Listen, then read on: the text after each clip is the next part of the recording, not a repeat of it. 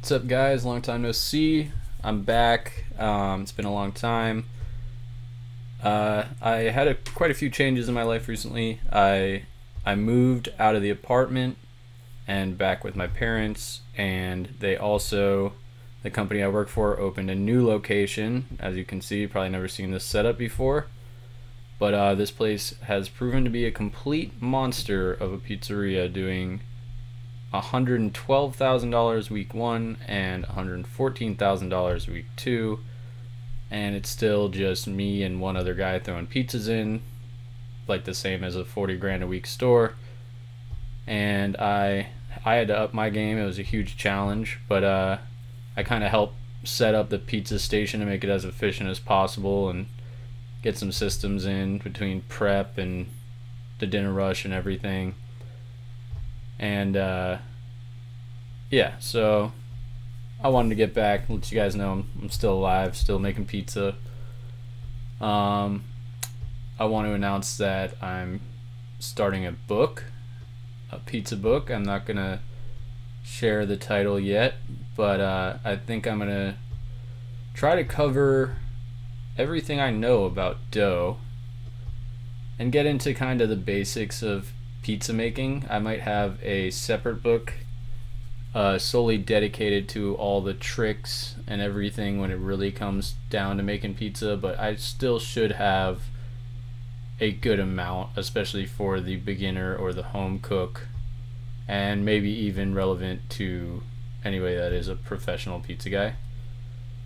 So that guy to the left of me is Al, one of the owners, and I'm in what we call the corner, where I kind of slap and I make some pizzas while I try to just have him make large pizzas. So I do all the calzones, small pizzas, and Detroit style pizzas while he does large New York style. Um, and I also keep a sauce by me so I can sauce pizzas. I can make them on the table and scoop them up. So here it is. I try to get a nice bank of dough so then we can bang out a lot together. But I also met a girl over here that I've been talking to for a few months, dating, and things getting a little serious, so that's cool. But yeah, I've definitely had to up my game over here for the amount of business that this place takes in, and it has been fun, intoxicating the whole time. But this is a Friday night. This clip I'm playing now, and this is probably 4:30 p.m. right now when it's just kind of starting, but it right around 5 o'clock it picks up fast. Usually 5 o'clock to 6 o'clock is like the busiest hour on a Friday night, and we'll do like $5,000, which is literally insane. A lot of pizzerias do $5,000 all day, and that could be a good Friday night for some. We're anywhere from 15,000 to 20,000 on a Friday night, which is pretty crazy. The busiest one was I think 22,000 or $21,800, which made me really sweat making all those pizzas. But I had an awesome time. They also kind of brought all the best people from the company as a whole here, especially when we first opened. So it's kind of cool having like an all-star team of employees. It really helped when it comes to like ideas on workflow, because we all kind of collaborated. It was definitely not just me or not just any one person in particular. It was an awesome team effort. One of our guys, Bronx Johnny, stole my spoodle, so I was stuck with that ladle on this side. But you can kind of see I got him a bank of pre-stretched larges to grab and make. And here's an example of me making a quick small pizza. This is also the first location where we ever used a Rotoflex oven like that, which is the rotating oven. And I gotta say, at first, I was a little indifferent, but now I absolutely love it. You can fit about 6 large pizzas on each of the 4 decks. So 24 large pizzas at once is pretty good, and that's about the max that we can kind of get in before one's done at the temperature that we're at. But on Friday nights, I mean, we are going fast, throwing pizzas in like once every 15 seconds almost to 30 seconds. And I mean, that stacks up quick, so we do turn it up a little bit. We usually run it at what says 482 degrees, which is 250 Celsius. But it really feels more like 525 in there. That oven is hotter than what it says it is. And I might turn it up to like 489 Fahrenheit, in like the peak of the rush. But yeah, I mean, a lot of times in a lot of these locations, the guy that I'm, the corner man stretch guy, usually has a pretty easy job of just kind of stretching those little pre-stretches.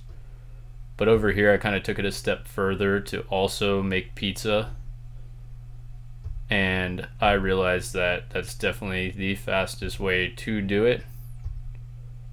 And on this table, I've learned I can fit 4 small pizzas on that table there, so that kind of helps. But yeah, I've been working with Al over here since the company started at the first location, where you've seen me on almost all my other videos. That was at the first ever location. Now this is their 7th. I started at the first location like maybe a month after they did their soft opening, but I was there for their grand opening. So I'm really invested in this company. It's cool watching them grow. It's nice to think that maybe I had something to do with that. But even if not, just watching from inside is really just exhilarating, to say the least. So here we go. I also keep a little bit of cheese by me, so I'm not reaching over him too much. I keep a sauce by me. I'll use the backup spinach that's in the cooler as my spinach to use. And we keep a nice rotation going of everything. For instance, he's got a piping bag of ricotta over there, and I got the backup by me that I will use when I need it. And when he runs out, I'll give him my backup and then grab another one. So there's always that kind of rotation, and it works out really well. But yeah, you can kind of see the flow here. So I have my large doughs here, and you can see I did a little dough management. I just used spray and a dough tray, and I kind of just went spray, 6 doughs, spray, wrap, spray, 6 doughs, spray, wrap, 6 doughs, you know, and that helps in the rush, because in the early part of a Friday morning, I can do 30 trays of large, which is like 180 large dough, and make them like this. So then we got a bunch of empty trays that our prep guy can make a bunch of dough with, which at this location they actually have a dough rolling machine, which is awesome, and it gets done in the background a lot. This is definitely the best location too in terms of almost everything as far as employees go, morale, efficiency. It is really fun being a part of this. So yeah, I've had a lot of energy into this as well. It's been hard to focus on the YouTube thing, especially with moving, and I got a new girlfriend, so I'm taking her out a lot and hanging out with her. Gotta have a life, you know. But I do look forward to getting back into this, and I will be working on that book as well. And once I get closer, I'll start to give you a title or some more information. But until then, I'm just going to keep doing this kind of stuff. But yeah, hopefully I get my own one of these locations. But if not, I do have some ideas on doing something completely my own. But even if not, going with these guys is definitely a good like first step. To make some money, at least flip a pizzeria or something, and then I can easily have enough money to start something, have a build out. I can also do more catering, because I moved to St. Augustine, Florida, and there's definitely a great scene for pop-ups and food trucks, so that's definitely viable as well. But I moved away from my partner Josh, so things will have to be a little different.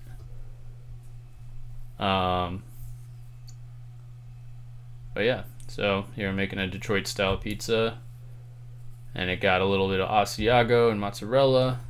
It gets some chicken cutlet, and then it gets a roasted garlic tomato sauce before going in the oven, and when it comes out it gets pesto and a Romano cream, and it is wonderful. It's one of our best sellers over here. Call it the Knockout.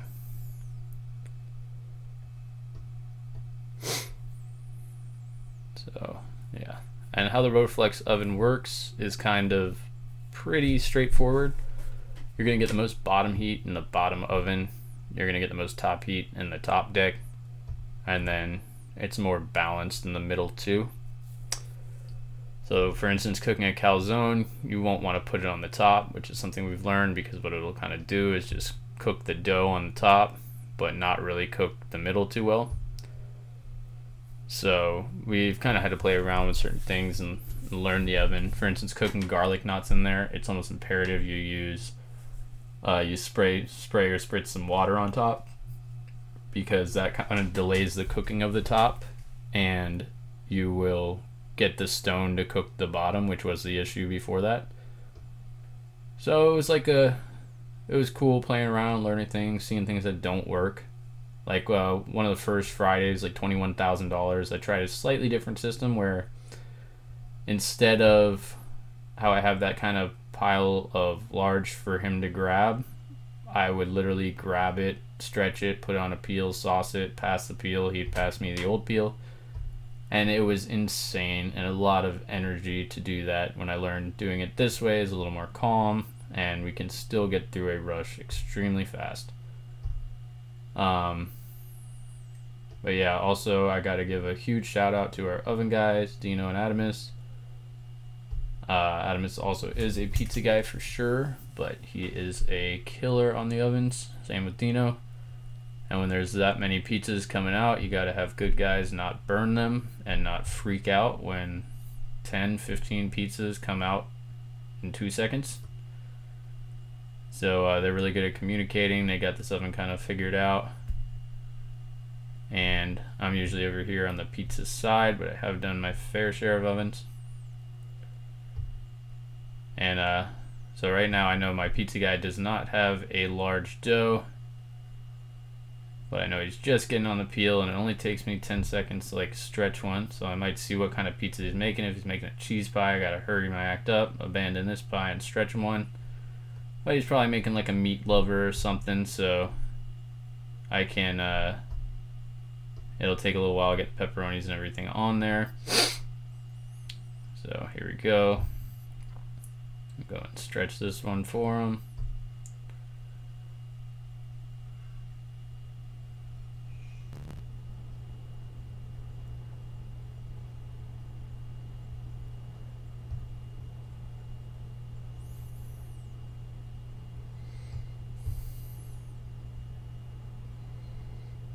I also try to fill up as many.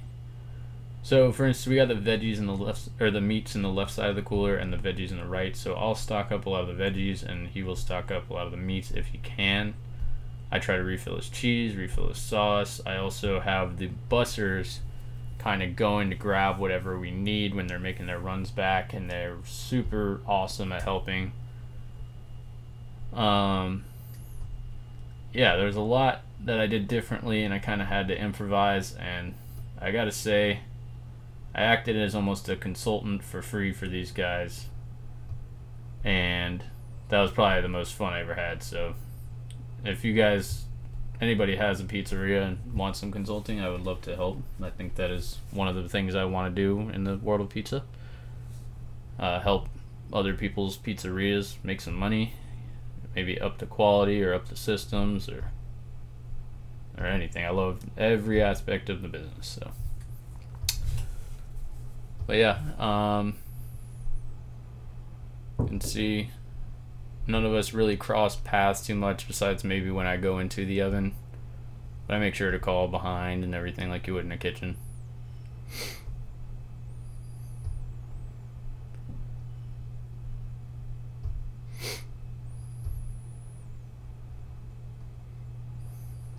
So the more large dough I get for him, the more time I have to do the other things, like the small pizzas and the Detroits.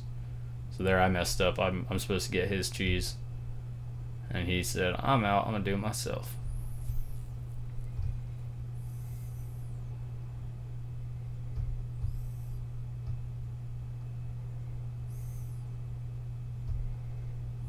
And yeah, nobody in this company really ever made pizzas on the table like this. But they're all starting to see how helpful it is. And it kind of keeps all of them keeping their table clean, because that's extremely important when you're making pizza. For instance, a lot of people get cheese and whatever toppings and crud falls on the table onto the bottom of their peel, and then you get cheese on the stone that causes rips on the next pizza. So I'm a big fan of using the least amount of cornmeal or semolina that you can. Like you can see I use a lot when I stretch it, but a lot of it just falls off as I slap it. I like to coat it with flour and then slide it on cornmeal. That's my new thing I'm kind of getting to. I've always been playing around with that. But I think I'm going to pretty much stick there, because cornmeal does something cool.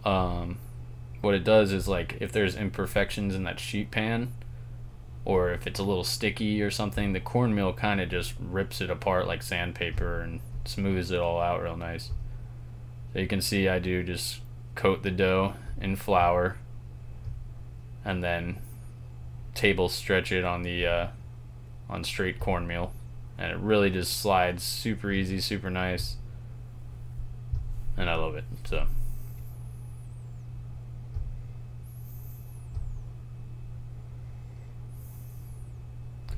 yeah, sometimes you always got to look at what kind of orders you have. I can tell right now is one of those times where there's probably 8 calzones, maybe 7, 6, enough to take a second to just team up on some calzones.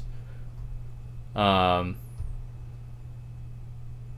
I just do it real fast, kind of get it started, let him figure out which one's which so he can flag them. And by flag, I mean, like, if it's a pepperoni calzone, put a piece of pepperoni on the outside so both the oven guy and the customer know. The only time when you really don't necessarily have to do it is when it's really slow and that's the only calzone you have in the oven. So then your second one, you'll flag it to be sure. But it's good just to flag every single one so you don't forget when you need to.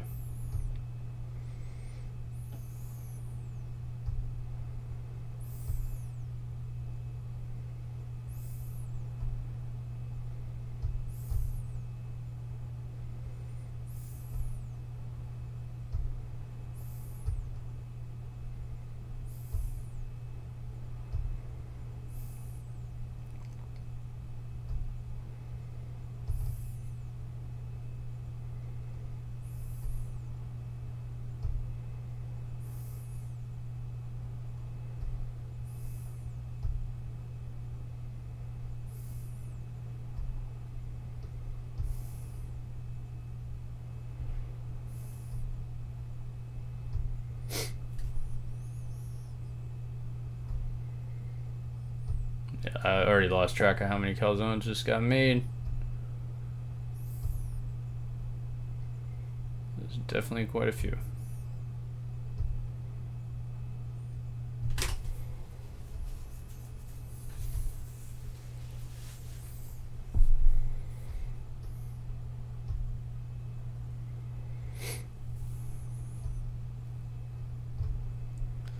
So yeah, calzones, I used to not put much of a cornicione on the outside when I stretched it.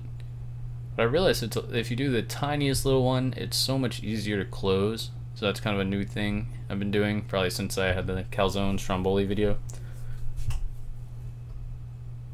But yeah, here there's a lot of communication, it's easy to mess up. And for the oven guys, those Detroit style pizzas are probably the biggest pain in the ass, because just getting them out of the pan is difficult, and you got to cut them. We got one of them that they all get the marinara stripes down after, besides the one with the roasted garlic tomato pre-bake.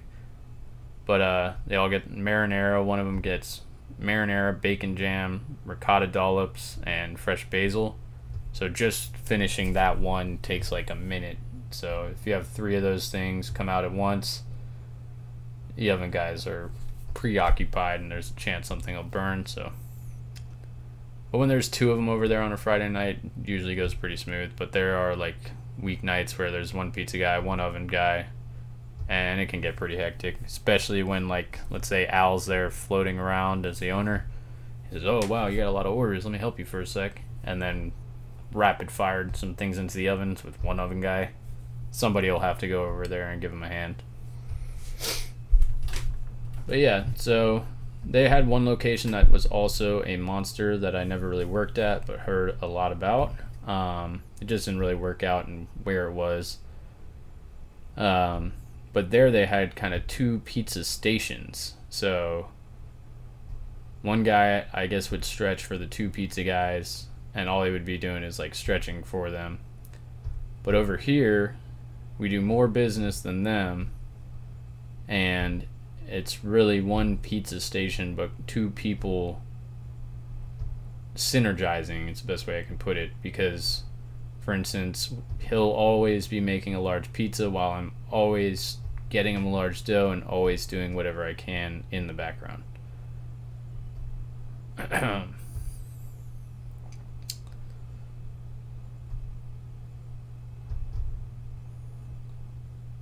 it looks like there's some small pies to make.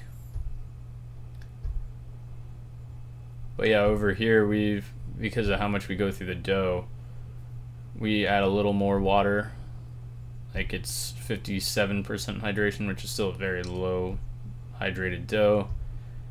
It gets like 0.15% instant yeast.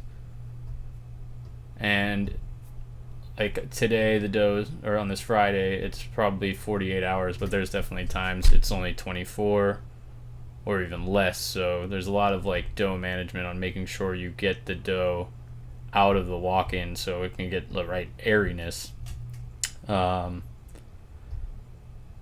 Especially like Saturday, we use almost all of the dough in the restaurant on Friday, and we're using what was made Friday on Saturday, and sometimes even using this dough from the same day. Like I said before, when I did this dough management thing, doing like 30 trays like this, or whatever, or more sometimes, that gives a good 2 batches of dough to get made right away.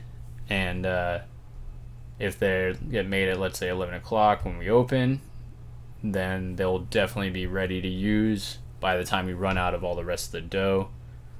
But it can also go in the walk-in overnight and be perfect for Saturday. So we've kind of got that down, and we make sure during the week to stock up on our garlic knots and things like that use dough that aren't pizzas necessarily, and maybe make a few extra so that we don't have to make any on Friday, so none of our dough is used for that. It's all used for the pizzas. Let's see, yeah, we do the cheese in bus tubs like this, so I'll have a couple right here. When he runs out of cheese, I'll throw it in there. Now you can really see what I was talking about before, where he just brought one of the busters brought me a new pizza sauce, which will now be the backup over there, and this will go to the pizza guy, so that his sauce is always nice and room temp like you want it, and then I have the backup that's a little colder, but it keeps everything fresh. And it runs like clockwork now. We all know what's what. I also realized between bus tubs of cheese and bus tubs of Detroit's, and we just end up with so many bus tubs. So under my table, I have one pile of bus tubs, and on the top one I'll put dirty dishes, and each bus tub comes with a lid when we get it. So I have another pile next to it, all lids, so they don't end up everywhere. We make a lot of Detroits over here. Like, I think on my video where I did that, or one of my videos, I probably cooked off 20, maybe 40 at the most. I doubt it. Definitely 20 at the most. And here, for a long time, I was doing 48 Detroits a day in the morning. I'd leave dough out, 15-ounce dough out overnight, and then the next day shape it into its focaccia and let it proof until it's right, and bake it off. And yeah, I was doing 48 of those things every morning, which is might not sound like a lot, but that can be a lot. So I got really fast at doing that, where I can do 48 in about 45 to 48 minutes, you know. And then there's been some crazy days where I've had to make like 20 trays of garlic knots, which is like 1,200 garlic knots, 1,300 garlic knots. So here you can't really see it. Oh yeah, there's a couple kids. I was giving the same spiel. I say, hey, listen to your mom and dad. You stay in school. You don't do drugs. You can be a pizza guy just like me. And 8-year-olds believe it. So, but yeah, I usually eventually rip the dough if I can afford to. But it is a Friday night right now, so I can't be part of the circus. I do have to make sure I keep up with everything. I think that was behind the back. I think I did a cool behind the back.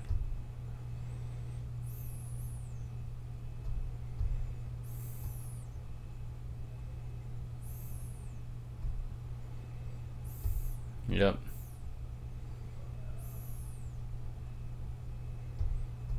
So here's the thing I was talking about with double peeling. I don't know if I use that terminology, but that's what we call it. And that's when it's mostly large pizzas. There's not many oddball, calzone, small pizzas in Detroit. So I can afford to have him his next pizza already sauced, already on the peel. And in this case, I had time to even cheese it for him. Probably even almost make that next pizza, it looks like.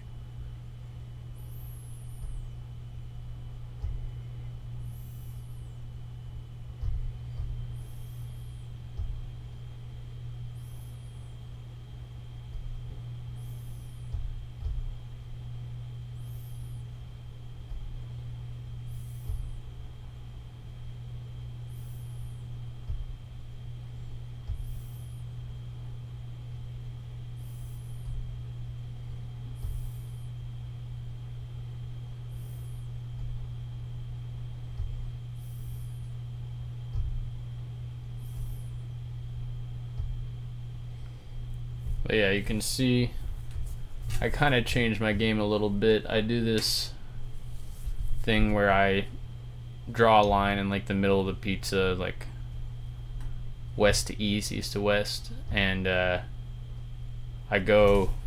push the air out to the what's in front of me, and then I flip it and do the same thing, and then I work that cornichon.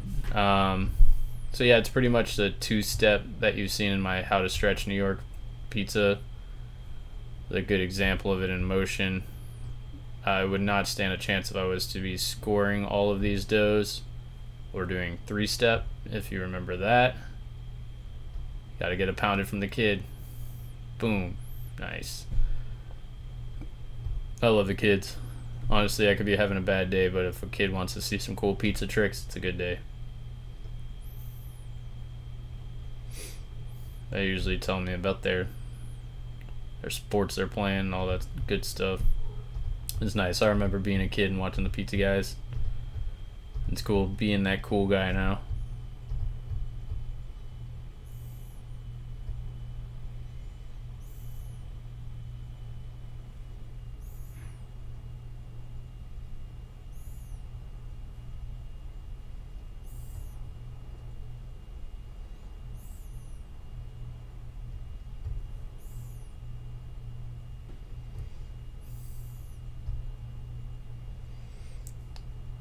But yeah, I think I've showed you guys like a little dough management, what I do when I used to do this on sheet pans, but smartest thing I ever did is just put it back on a dough tray, and it seems counterintuitive, but you're only using 1/3 of the dough trays since you're putting 3 trays on each tray, if that makes sense.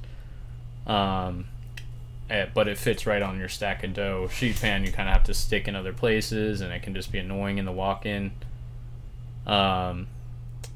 I'm also using spray between the doughs, which is better than flour or oil or anything. It makes it kind of maintain how it was originally, because the spray kind of gets absorbed into the dough, and it's really just more like the original dough that would be in the tray than something with too much flour or something that's way too oily. And it's got flattened a little bit. I also make sure to see all the dough in the walk-in in my process of doing this, so I know exactly where I'm at for throughout the night. Which, if you're going to be a professional pizza guy, you're going to want to make absolutely sure that you kind of manage your dough in some way, or try to get better at that every day, whether that's picking what you do throughout the week. For instance, how I do the garlic knots mostly throughout the week, so I have more dough for pizza on the weekends. What's another good one? Sometimes you want to leave it, like if you really know you're going to need it either later that day or the next day, which I don't recommend trying for that, but emergencies happen, to leave it out right after mixing it instead of putting it straight in the walk-in, because you'll get more bang for your buck. For instance, 1 hour right after you mix it is like pulling the dough out of the walk-in or fridge for like 6 hours, because it's got to cool down or warm up to room temperature, and then it's got to rise, and then you got to have it cool back down where you can just, it's already room temperature, just mixed, maybe even higher, and you'll get a real nice kickstart on your dough. But if you don't need your dough for a long time, like you know it's going to be slow, or you have a good feeling it's going to be slow, throw it straight in a walk-in. If you need to, you can always check on it the next morning, see where it's at, or 2 mornings later, and you might need to pull it out, but you just got to be on that, because you could do everything the same every single day, but the environment changes and your dough changes, so there's no like foolproof recipe as much as I want there to be. You do have to be able to adapt to everything. So that's like one of those things when people say like, how long do you have your dough out room temperature? I don't like when people like other professionals, I don't like when they give somebody an exact answer, like 2 hours and 15 minutes, because all the dough is different, all the environments are different. So it's, you really got to be able to look at your clues on fermentation. For instance, like if your dough is just totally flat, unless it's like a low hydration dough and you didn't build the gluten that much, like flat usually means deflated, like overproofed. And then if it's just super tight and dense, you know there's not enough air in your dough. So you really try to find what looks like the peak to you and use that, and then see like maybe I'll do it earlier next time, or maybe I'll let it go a little bit longer and see what happens. Because even if it is a little overproofed, you can still use it, still make a great pizza. But you kind of gotta see it to know it. And like another thing is, let's say you're pulling it out in the morning because you're gonna use the dough for dinner. Remember to put it back a little bit early, because it still has to cool back down to your fridge's temperature, and in that time it's cooling down, it will still rise. So let it go like 80% of where you want it to be, and then throw it back in the fridge. Never like 100% there, or you'll probably have some overproof dough. But yeah, so now is the time that I'm probably telling the busser, hey Mr. Ethan, can you grab me another large? Oh, there it is. And that was Will, aka Won't. No particular reason I gave him that nickname, but I think it's funny.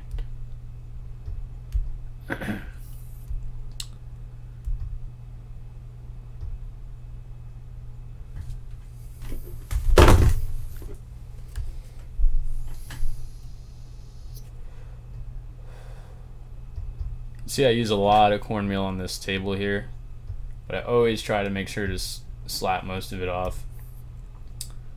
But yeah, also you might see with these Detroit style pizzas where they're already cheesed, only on Fridays do we do this. At like 4:30 we'll grab about 30 of them, because that's usually what we're going to use from like 5 to 7, and we'll just go ahead and cheese them to cut off one step. And at first I was kind of against doing that, just I thought it was like unnecessary, but then I did it.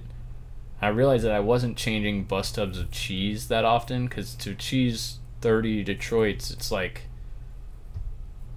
at least one whole case of cheese, which is literally 30 pounds of cheese. So it definitely made a difference.